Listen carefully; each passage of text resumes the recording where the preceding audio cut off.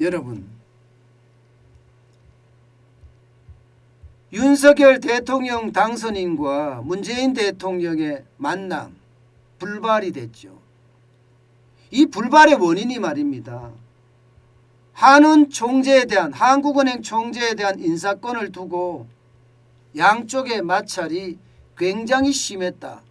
그래서 만남이 4시간 전에 불발로 일어났다. 이렇게들 이야기합니다. 그런데 이게 계속 지금 문제가 되고 있습니다. 청와대는요, 5월 9일까지 임기인데 인사권은 문 대통령이 한다. 이렇게 지금 이야기하고 있습니다. 여러분도 알다시피 한국은행 총재라는 것은 굉장히 중요한 자리예요.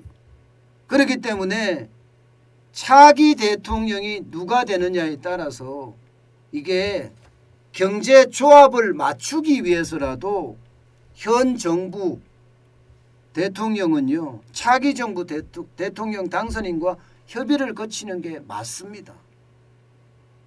여러분, 경제라는 게 그렇잖아요. 기획재정부라는 재정을 담당하는 곳이 있는가 하면요, 금융위원회라는 금융 현장을 다루는 부서가 있고요. 여기에 통화정책이나 물가정책을 담당하는 한국은행이라는 존재가 있습니다. 이 세 군데가 삼박자로 잘 맞아 돌아가야지 이 어려운 경제의 난국을 타개할까 말까 할 겁니다. 그런데 한쪽이라도 만약에 엇박자가 나서 뒤죽박죽이 된다면 이게 시장은 엄청난 혼란에 휩싸일 겁니다. 여러분도 보셨잖아요. 지금까지요. 한국은행에서는 금리를 쭉쭉 올렸어요. 8월에 올리고 11월에 올리고 1월에 올리고. 그런데 문재인 정부에서는 재정을 계속 풀었어요. 금리를 올리는 목적은 통화량을 줄인다는 목적이고 물가를 잡는다는 목적인데 재정에서는 돈을 계속 풀어제끼니까 어떻게 됐습니까, 여러분? 결국 말입니다. 이게 경제의 엇박자가 나서 사실상 경제가 무너졌다 이렇게 봐야 되거든요. 실제로 물가 올라가는 거 보면 장난 아니잖아요. 그런데 지금 현 정부 내에서도 엇박자가 나서 그럴진데 만약에 이게 문재인 대통령이 한국은행 총재를 임명하게 되면 신정부 내내, 그러니까 윤석열 정부 내내 하는 총재가 같이 가야 되거든요. 임기가 거의 비슷하니까요. 그렇게 되면 그 엇박자는 얼마나 커질까요? 저는 그 엇박자가 결국 경제를 회방 놓는 것 아닌가 그런 생각까지 듭니다.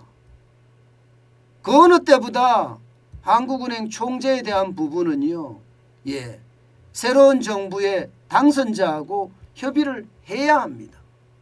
지금까지 그렇게 해왔고요. 사실 말입니다. 한국은행 총재 지금 임명한다 그래도요, 최소한 한 달은 걸립니다. 최소한 한 달은. 내정하고 국회 인사청문회 거치고 임명하고 이러면요. 그러면 여러분, 지금이 3월 18일이에요. 그런데 아직까지도 임명이 안 됐다는 것은요, 4월 금융통화위원회는요, 총재 없이, 한국은행 총재 없이 열린다는 이야기가 됩니다. 한국은행 총재 다음 달 14일 아니에요? 다음 달 14일 4월 14일 날 금융통화위원회가 열리는데 이때 기준금리를 올릴지 말지 결정을 해야 됩니다. 그런데 이때 한국은행 총재가 없이 이루어질 수도 있다는 이야기입니다. 이게 여러분 도대체 저는 말이 되는지 모르겠어요. 경제에서 트로이카 이러면요, 트로이카 하면 3대 축이란 뜻이잖아요. 기획재정부, 한국은행, 금융위원회 아닙니까?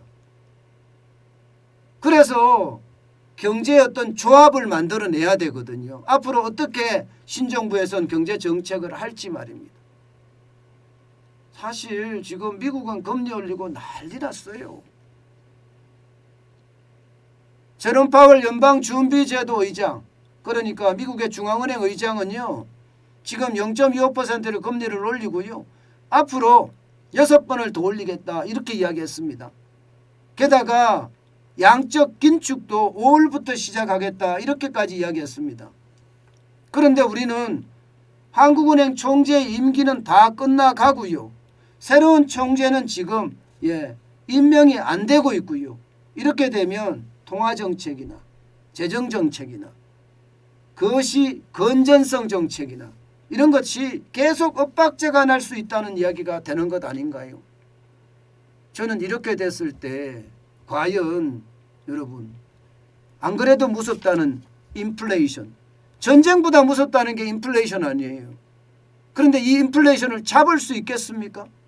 인플레이션을 못 잡을 수도 있습니다. 2월 기준으로 통계청에서 잡은 기준은 3.7%입니다. 1월에 3.6%보다는 더 많이 올라갔죠.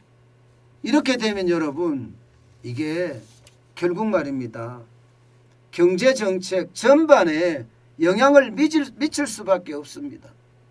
어느 누가 보더라도요, 이것은 청와대가 고집을 부릴 상황이 아닙니다. 안 그래도 지금 상황이 복잡하고 또 미묘하고 또 어려워지고 있는 상황인데, 총재 공백이 커져서 또 정책 조합이 제대로 고려하지 않은 그런 인물로 채워질 경우에 여러분, 통화정책 어떻게 될까요? 경제에서 통화정책만큼 중요한 게 없거든요. 통화정책이 만약에 실기를 한다면 어떻게 돼요? 그러면 경제가 더 빨리 망가질 수도 있습니다. 제가 경제 해방 노차 이렇게 이야기하는 것도요, 바로 이런 이유입니다. 임명에 실기를 하고 총재 없이 통화정책이 이루어졌을 때, 총재가 없는 상황에서 여러분, 금융통화위원들끼리 금리를 올릴 수 있을까요? 부총재가 대행을 해서 올린다고요? 그러면 누가 책임을 질 건데요? 누가? 부총재는 대행일 뿐이잖아요. 저는 한국은행 총재의 알박기는 예전역에 이루어져서도 안 되고 이룰 수도 없다고 생각을 합니다. 경제를 조금이라도 이해하는 사람이라면 여러분, 이것은 아니다, 그렇게 생각할 수밖에 없습니다. 그 어느 때보다 함께 갈 수 있는 분위기가 돼야 되는데요, 그렇지 않고 해방노차는 분위기가 되면요, 이거는 아닙니다. 제발이지, 졌으면 대통령 선거에 졌으면 그냥 고의 져야 되는데, 그렇지 않다는 게 자꾸 해방 놓는다는 이야기가 나오는 게 참 안타까울 따름입니다.